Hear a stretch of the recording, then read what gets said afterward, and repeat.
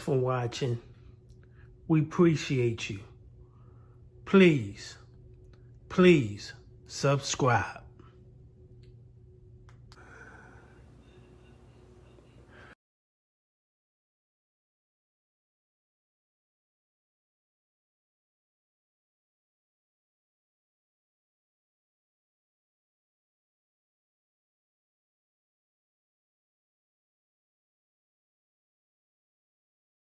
Apartment 921 Peterson Point, where shooting just occurred. 7 dead in 7 days. A stretch of domestic violence tearing through Central Texas.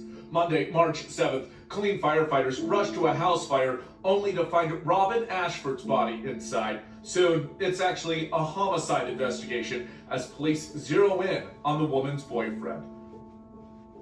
Friday, March 11th, Killeen police find a 29-year-old dead, saying he took his own life.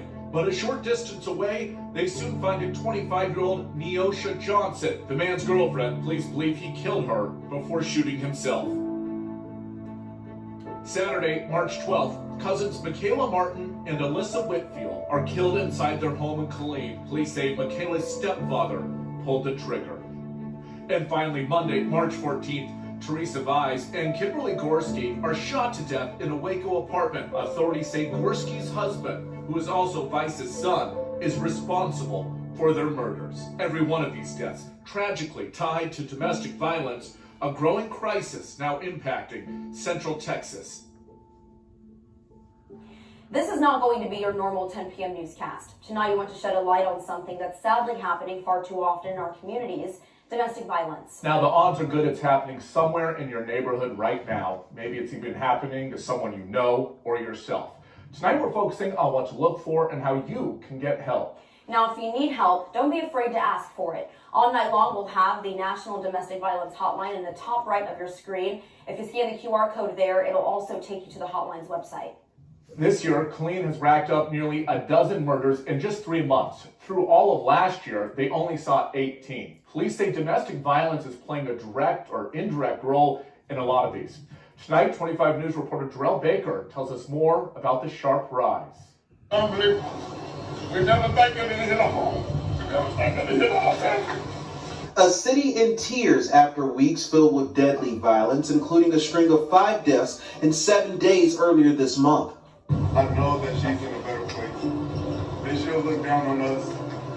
11-year-old Michaela Martin and 6-year-old Alyssa Whitfield, just 2 of the 4 victims who lost their lives due to domestic violence. I saw it and I was like, just in heartbreak, because I have kids of my own and I don't know what I would feel. These neighbors in this area, what happens to them? Neighbors still have precious memories of the 2 cousins, tragically torn from their family and the community. I remember them just always playing their hoverboard with the seat. They'd be riding it down our road and then walking in their pajamas on their phone with their mom walking the dog. We see the kids playing outside, passing our house, and also the son be playing with them. Those will be their last memories as their mothers plan to leave the city. She's not going to have a home because the home is his, and she doesn't want to try to tell them what to do, because no one knows better than that survivor what that batterer is capable of. And you might be giving them advice that might create the situation to escalate. Most people in domestic violence situations hide their feelings, their pain, and their suffering when in public. Amore says it's important to be a listening ear and create a safe space for them to speak up.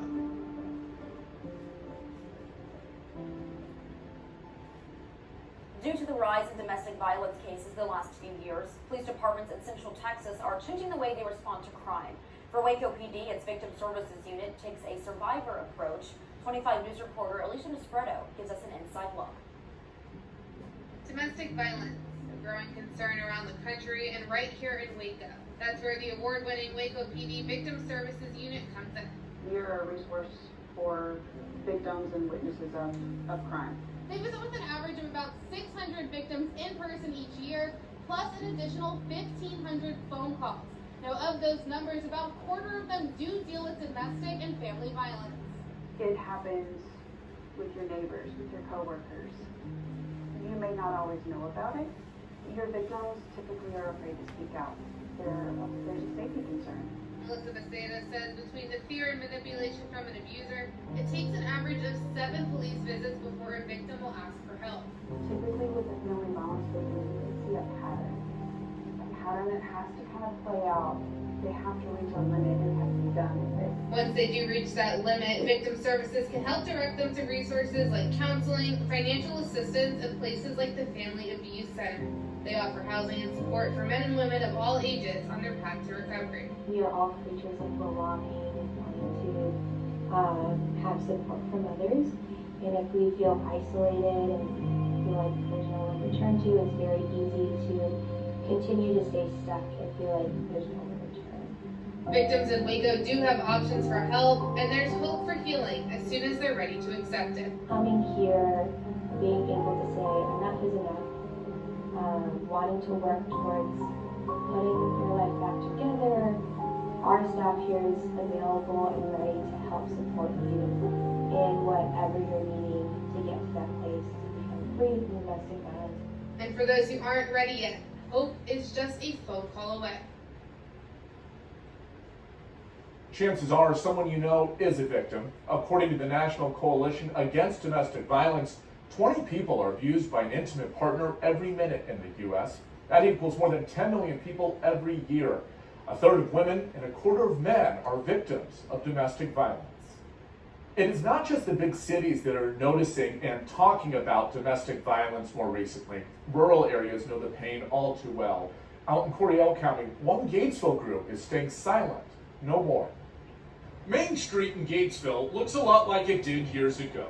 But small towns can hide big problems, and that's something Righteous Roots is trying to fix in rural Texas. A terrifying situation. Whenever it does happen, oftentimes we don't realize that we're in an abusive situation. Melanie Webb and Gladys Wittenberg are the driving forces behind Righteous Roots Crisis Center, a domestic violence outreach post. We realized the need whenever we went through our own crisis. There was not a lot of resources available. How common abuse is. The women are survivors themselves. When the center first opened 4 years ago, it was because they knew firsthand the limited resources available in more rural parts of the state, where what happens behind closed doors tends to stay there. Places to go, ways to make money. Oftentimes women have children with them, and they have been solely supported by the male in the house. The organization typically helps 60 to 75, mostly women, at any one time. There are also classes that focus on addiction, parenting, and even marriage counseling. But helping women find a path out of abuse and down a different road towards survival and a fresh start is what hits close to home. We are navigating the waters like they are. Even though we've navigated the biggest part of what we went through, there's still so much to navigate. Yes, there's no doubt the community embraces the larger mission here. We couldn't do what we do without the support of our community. There's broken people everywhere. There's abused people everywhere. Helping to break the silence surrounding that other pandemic, abuse. One misconception when it comes to domestic violence is, why don't victims just leave? You don't blame a victim for going through what they're going through, because you don't even know how it is to try to get out. When we return, why leaving a violent household isn't always that simple. Plus, we'll be talking with the director from the Waco Family Abuse Center about the impact this is having in our community.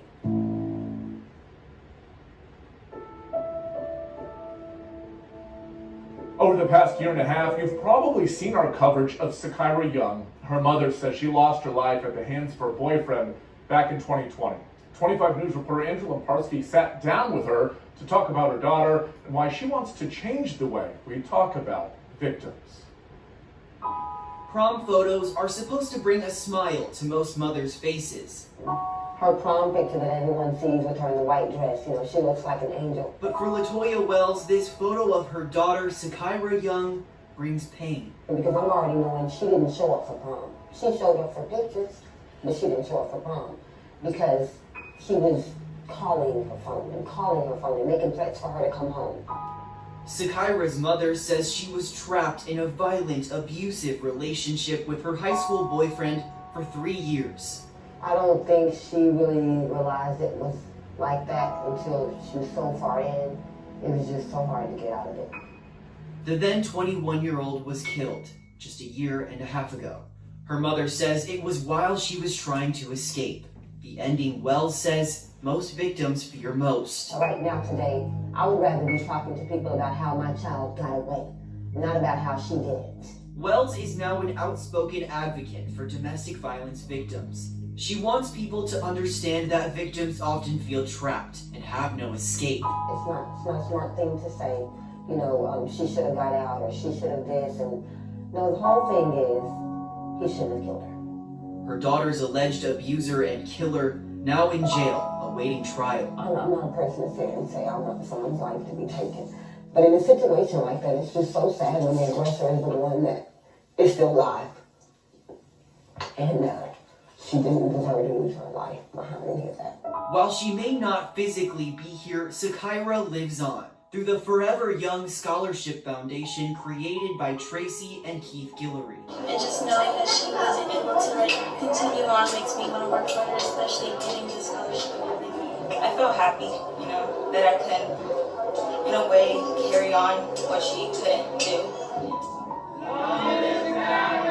Wells knows that Sakaira's story is making a difference. That's what helps me, you know, get by. And hopes to help people better understand victims of domestic violence. Her name, you know, is not forsaken, you know what I mean? She'll always be remembered, and for good reason. Very powerful, Andrew. Thank you. Now, Sakaira Young's story is not unique when we talk about victim shaming. It's actually more common than you think. And tonight I have Samantha Dietzler. She is the Director of Development with the Waco Family Abuse Center. And Samantha, thank you for joining us tonight. This, of course, is a very important topic. And I want to first talk about common misconceptions. A lot of people think that for victims, it's easy to leave a bad situation, which really isn't always the case. So can you debunk this myth? I think the biggest thing about what creates the difficulty in leaving is often the isolation from families and friends. And then a lot of the times there are children involved as well. Over half the clients we have in our shelter are children. It could also be finances, just having a safe person to get them there and things like that. So there's several factors. And also just general gaslighting and believing that maybe you owe your abuser something or things like that. It makes it more difficult for them to leave. And when we talk about domestic violence, a lot of people think physical abuse, but there are a lot of different types of violence that really fall under this umbrella. So can you tell me what those are and the signs associated? So yes, there's emotional abuse, there's spiritual and cultural abuse that often happens, financial abuse, even internet abuse, and then sexual abuse as well. So really it can come in different forms, and with that you're not always able to notice the signs because, you know, when it comes with physical abuse you can often see injuries and things like that. So if it's someone that you might know, a lot of it is that isolating, withdrawing again. Really ultimately comes down to the control. It is a little bit difficult when you're on the outside to be able to see that, but just controlling every aspect, whether that's what they do, what they wear, when they go out places, if they get to go out places, and things like that. And so now that we really know the types of abuse and some of the signs, this is something that can be deadly. So let's talk about that. Yes, so in 2020, there was 228 deaths in the Texas County, and that is in multiple relationships. It's not just men and women. It can also be with family violence, family members and things like that. And often those altercations can involve like using a weapon, strangling, beating, and things like that. Okay. And so, you know, no one is immune to domestic violence. This is something that can affect anyone. Of course, women and children, which is common, but also the elderly and even men, which a lot of people don't really think about. Out of those 228 deaths in 2020, 40 of them actually were men.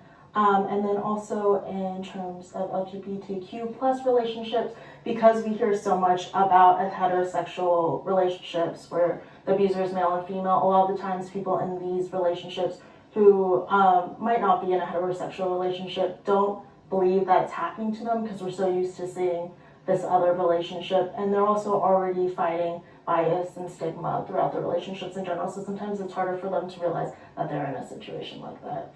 Well, very, very good information. Thank you so much for being here. As I said, this can really make a difference, and I really hope that we can help someone out there who's watching this. Coming up next, how can domestic violence affect the biological makeup of the brain? With traumatic experiences, they are biological in nature and physiological. Next, we take a look at the science.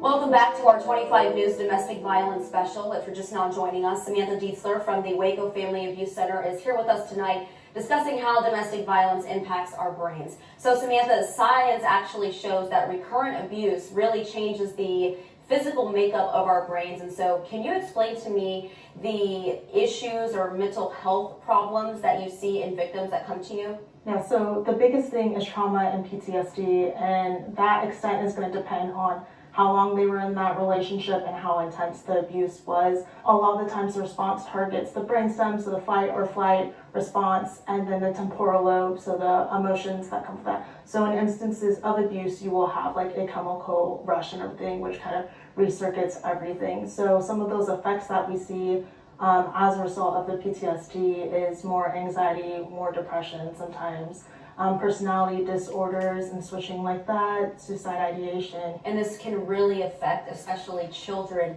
who are still in that developmental phase. So talk to me about that. For children of abuse, especially if it takes a while for their parent to leave the situation, they kind of come to see it as normal and acclimate to this as well. Sometimes that leads to victims becoming abusers later in life, but really just relearning what healthy relations look like. It takes a long time for them to realize like all these behaviors are wrong. Okay.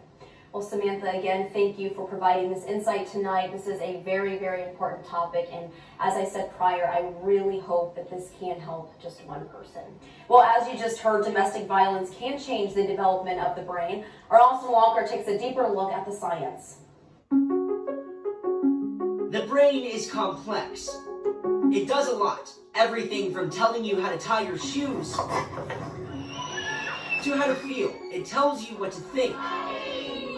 And if your brain is impacted, so is everything else. Trauma is stored in the nervous system. Looking at nationwide statistics by the Mayo Clinic, 48% of domestic violence survivors report episodes of PTSD or post-traumatic stress disorder, many unable to process the previous events. With traumatic experiences, they are biological in nature and physiological. Dr. Emma Church, a clinical psychologist in Waco, says during these experiences, the brain can be stuck in this state. With people with PTSD, oftentimes they are not able to access those higher level functionings. Behind me are two different brain scans. The one to your left is a normal functioning brain. Now these two areas are called your temporal lobes, and this is your frontal lobe cortex. That determines how you feel and how you act. Now this red area is exactly what you want to see, high functioning brain activity. Now if you go to the other brain, this is someone consistent of someone who's been through domestic violence or have been diagnosed with PTSD. Now limited to no red activity in your temporal lobes as well as your frontal lobe cortex. Now that can make you numb, unapparent to what's going on in the world. Now, two different brains functioning two different ways. Scans that show big impacts on a person. We see hyperarousal, so any little sound can feel like a danger. There might be paranoia or this thought that everybody's going to hurt me. They may experience dreams, nightmares, flashbacks. David Blackburn with Baylor Scott and White weighing in. And the challenge is to help the person work through the trauma so that they can come out on the other side recognizing that was then the past. It's clear it can take a toll, but through help, a person can repair. Getting you to feel how you used to be. Thinking like yourself and understanding the world around you once again. Now, there are ways to get help. Talk to someone you trust, call a local shelter or crisis center, or contact the National Domestic Violence Hotline at 800-799-7233. There are dozens of local shelters across Central Texas, and just to name a few, Families in Crisis in both Temple and Killeen. There are 2 numbers for them, 254-634-1184 or 254-773-7765. And the phone number for the Family Abuse Center here in Waco is 1-800-283-8401. And remember, if you are in immediate danger, don't be afraid to call 911. That'll do it tonight for our domestic violence coverage. Caleb Chevalier is up next with a look at your forecast. And Good Morning Texas is back tomorrow to kick off your day starting at 5 a.m. Thanks for joining us and have a good night.